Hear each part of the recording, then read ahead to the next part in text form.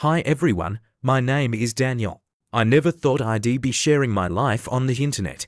But maybe my story will help someone who feels like everything is over. 5 years ago, I thought I was a happy man. I was 31, married for almost 10 years to a woman named Jessica. We met back in college. She studied journalism. I studied computer science. We started dating in sophomore year, and I was convinced we were that perfect couple they make TV shows about. We lived in Chicago. We bought a house on a mortgage, furnished it with IKEA, went every Saturday to the same cafe for breakfast. The barista stopped asking, "What's your order?" and just placed a latte for her and an Americano for me. We had friends, summer barbecues in the backyard, trips to the lake. I thought, this is it, life is settled. And then one evening Jessica said, "Dan, we need to talk." I knew nothing good would follow. Usually those conversations start with complaints. But this was a direct hit. She admitted she was seeing another man. His name was Mark, and she wanted a divorce. I remember sitting in the kitchen, unable to find words. I didn't even yell. I just asked, "Is this serious?" "Yes," she said. "I've already made my decision." The divorce was long and brutal. Lawyers, court, endless stress. In the end, she got the house, the car, and most of our savings. I was left with a backpack of clothes, my old Honda Civic, and a laptop. One rented a tiny studio on the south side. Honestly, it looked more like a shelter. Peeling walls, windows that didn't close properly. A tiny kitchen. The first week I slept on the floor until I bought a $30 air mattress at Walmart. That plastic smell will forever remind me of my new life. My kitchen looked like something from a poverty documentary. One mug, one plate, one knife. My food was instant noodles, cheap frozen pizza, and gallons of coffee. In the evenings I came home from work, sat on the floor, and stared blankly at my laptop screen. It felt like life was over. Sometimes I lay on that mattress and listened to neighbors arguing, or laughing through the thin walls. That was the first time in my life I truly understood what depression feels like. And then one night, at 3 a.m., lying awake, a thought hit me. I have nothing left. But if I have nothing, then I have nothing to lose. That was the turning point. I'd always liked tinkering with computers. In college, I used to build simple websites for friends. So I thought, what if I tried turning this into work? My first client was the owner of a small coffee shop named Tom. I told him, I can make a website where people can see your menu and book tables. He said, if you do it, free coffee for a month. I agreed. I worked on it at night. Googled everything. How to set up payments, how to build online forms. The site was rough, but it worked. Tom was happy, and for the first time in a long while, I felt proud of myself. Next came a pizzeria, then a barber, then a car repair shop. I worked nights, slept 45 hours, sometimes passed out right on my laptop. But something new was growing inside me, purpose. After a year, I had 5 regular clients. 2 years in, I hired my first assistant, a guy named Ethan. We rented a tiny office above an appliance store. The room had one broken couch, 2 desks, and a whiteboard covered in scribbles. I still remember our first day. I bought donuts from Dunkin' Donuts and said, well, here we go. We worked like crazy. Sometimes no weekends, no breaks. I negotiated, pitched, and learned to be not just a programmer, but also a businessman. I still remember my first big client meeting. My hands were shaking so much. I spilled water all over the table. The client just smiled and said, "Relax, kid, I was in your shoes once." We landed that deal. 3 years later, we had a real office, a team of 20 people, and clients I'd once only dreamed about. I bought proper furniture, but the most symbolic moment was buying a real bed. Lying on it, I thought, I did it. And then came the most ironic twist. I ran into Jessica at the mall. I was picking out a shirt for a client meeting when I heard her voice. She had changed, looked tired, older. We talked. It turned out Mark's business had gone bankrupt, had racked up debts, and eventually left her.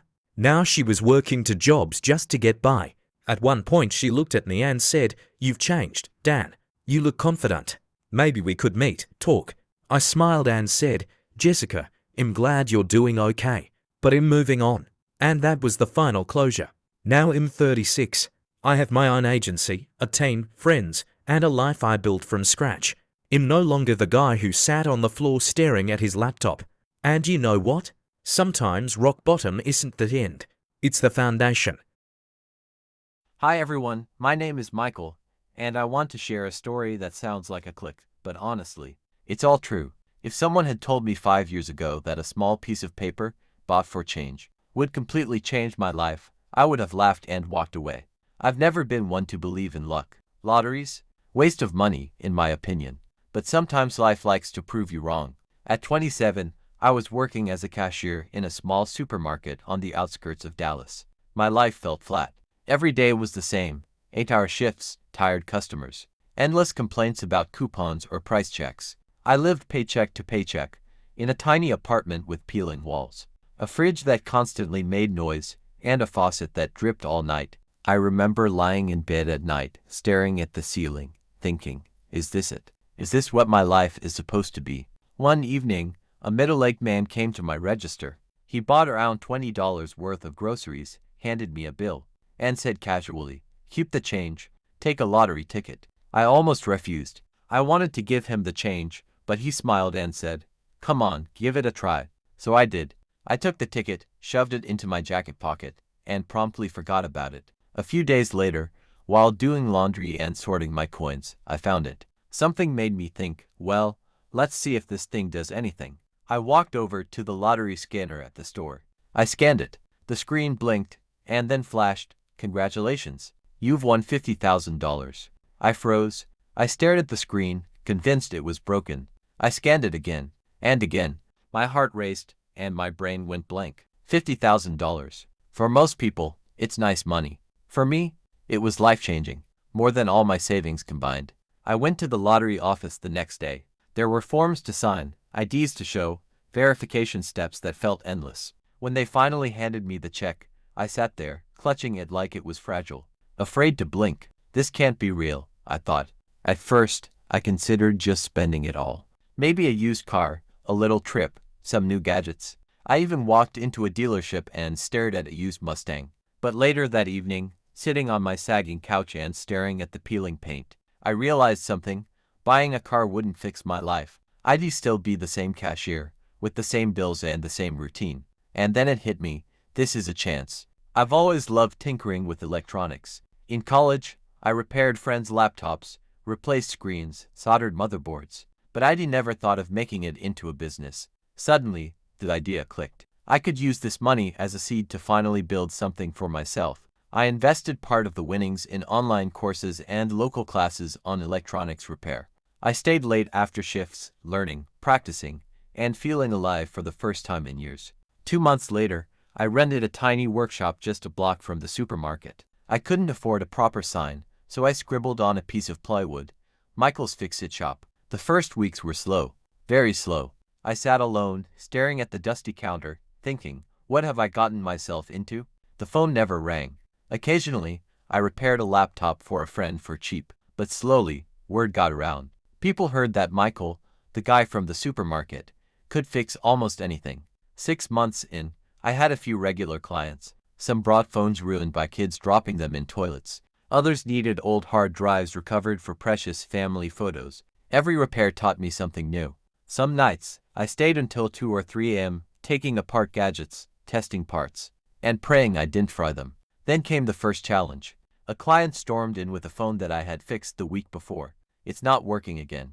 You broke it. I swallowed my panic and carefully explained what had probably happened. We ended up laughing about it by the end. But it was a crash course in handling people as much as machines. After a year, I hired my first assistant, a college student named Jake. Then another. Our little workshop became a real business. We fixed everything: phones, consoles, microwaves, sometimes even old TVs. It wasn't glamorous, but it was mine. I didn't become a millionaire. No yacht, no luxury villa by the coast. But I did something more important. I broke free from the monotony. I wasn't living paycheck to paycheck anymore. I could finally plan for the future. I bought a small, cozy house, something I'd never thought possible when I was lying on that old sagging couch in my tiny apartment. Sometimes, customers from the supermarket drop by. They recognize me. Hey, you're the guy from the register. They laugh. I smile. I know things could have gone differently if that man hadn't insisted I take a lottery ticket. And I think about him often. I've never seen him again. But if I ever do, I'll shake his hand and say, "Thank you. You changed my life." I've bought hundreds of tickets since. Haven't won anything significant. But I don't care.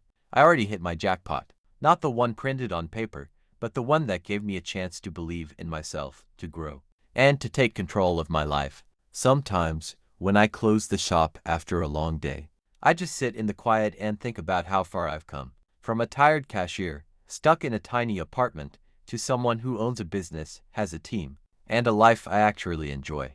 All because of one small, forgotten ticket.